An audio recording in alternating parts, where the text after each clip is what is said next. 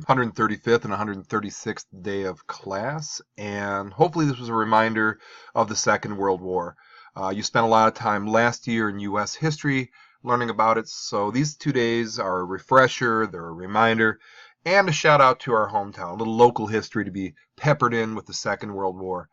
And you spent about a month learning about it last year from, if you're an older person, this guy, or a younger person, this guy. But let's be honest, ninth grade's not always the easiest year. A year has passed.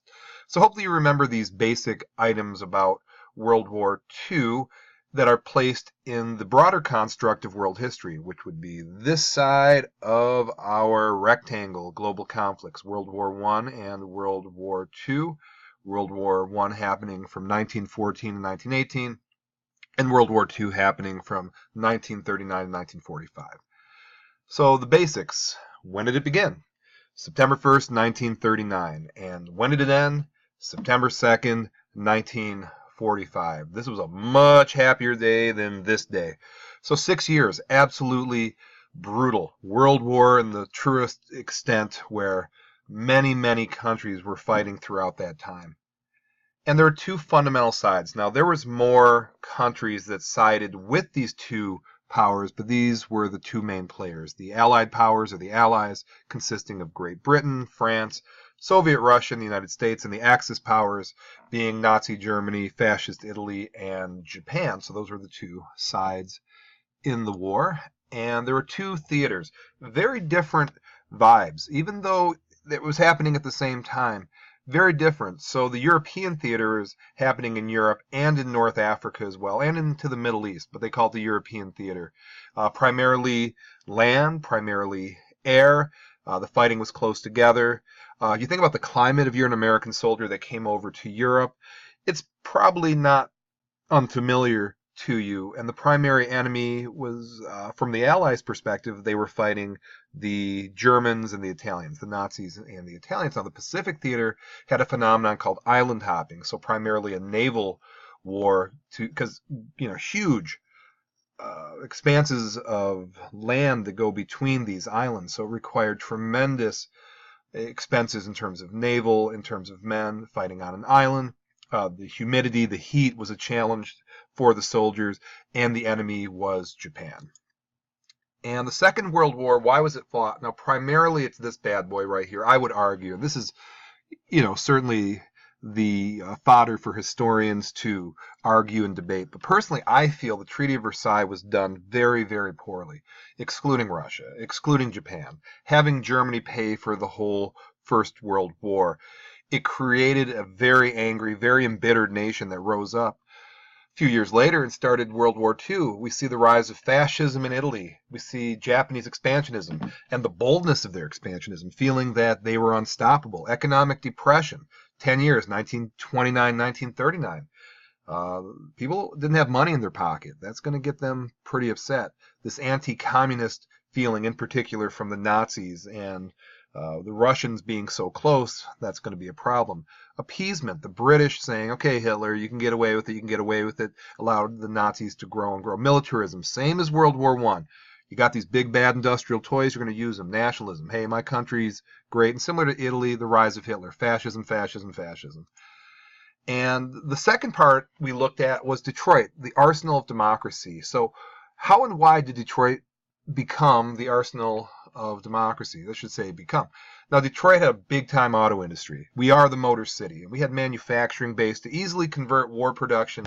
And these car companies, including the big three, Chrysler, GM, and Ford, and an old company, Packard, and hundreds of machine shops, produced war products, including my grandfather, who worked for Ford Motor Company and switched from making cars to making munitions. And it was perfect location, right on the Great Lakes. You have access to iron and coal and to get the boats out.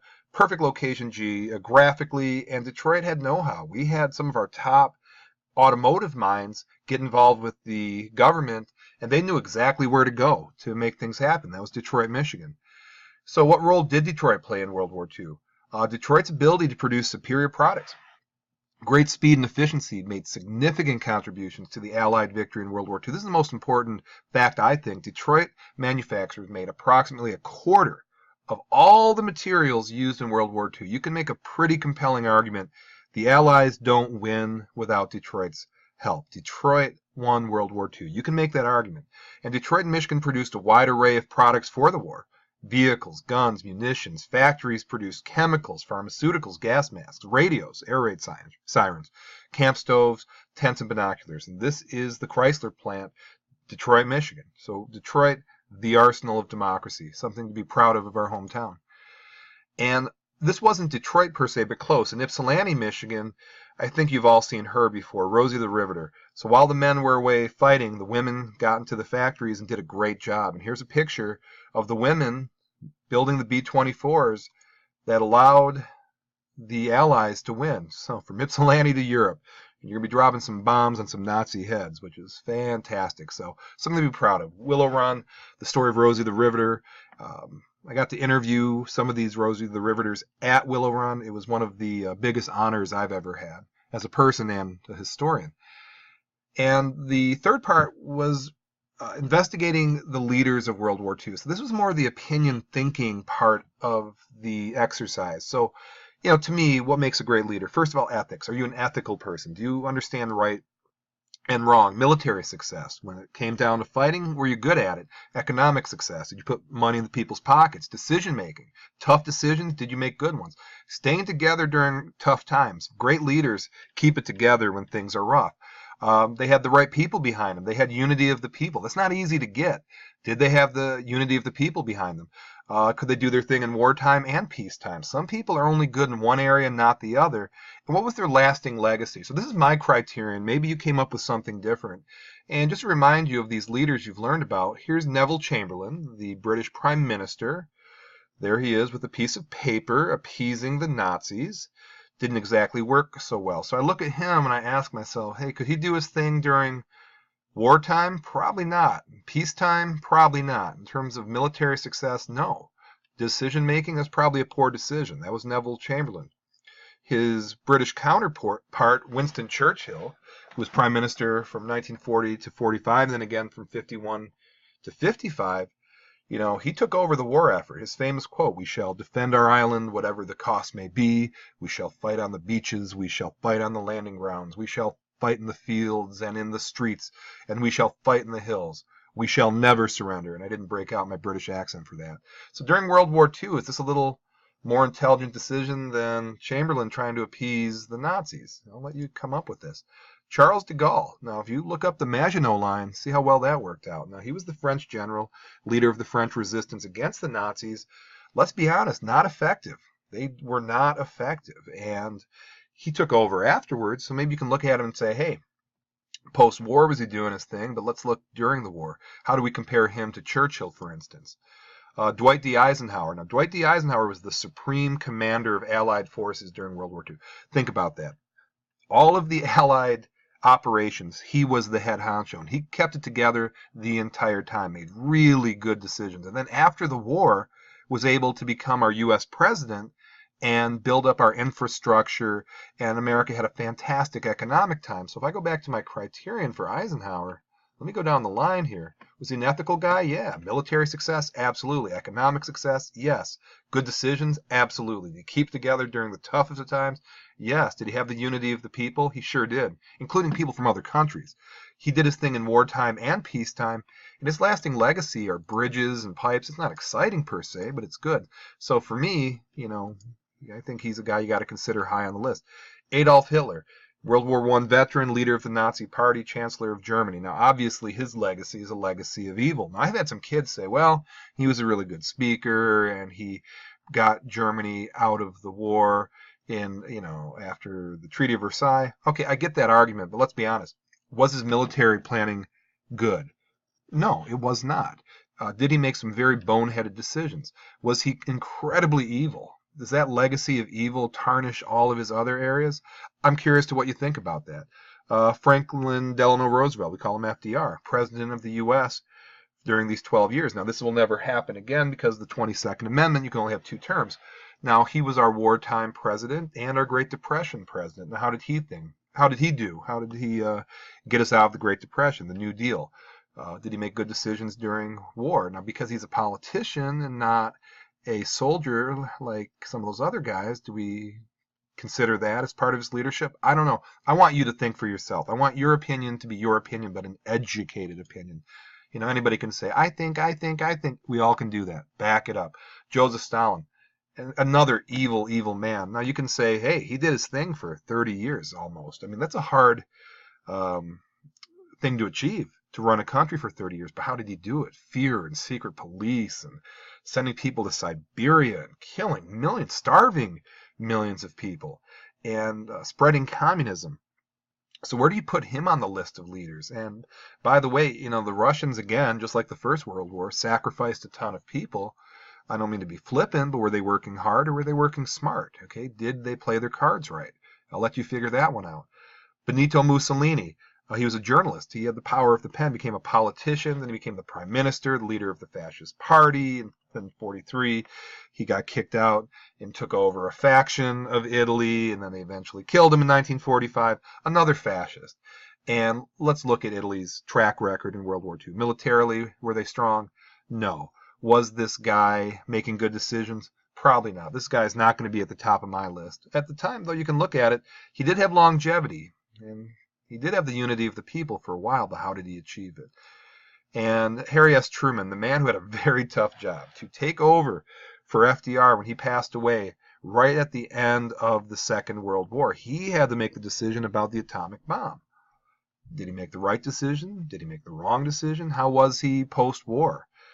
Bearing in mind, this got us into the Cold War pretty big time, but at the same time, during his tenure, we rebuild Europe. We become economically very powerful. We join some international organizations. So how do you look at Truman? So these leaders, again, going back one more time here. So, okay, who's the most ethical? Military success, economic success, all this criterion or things you add. What makes a great leader? And I'm going to make an argument that a great leader is essential for any nation, especially during war, especially during World War II. Okay.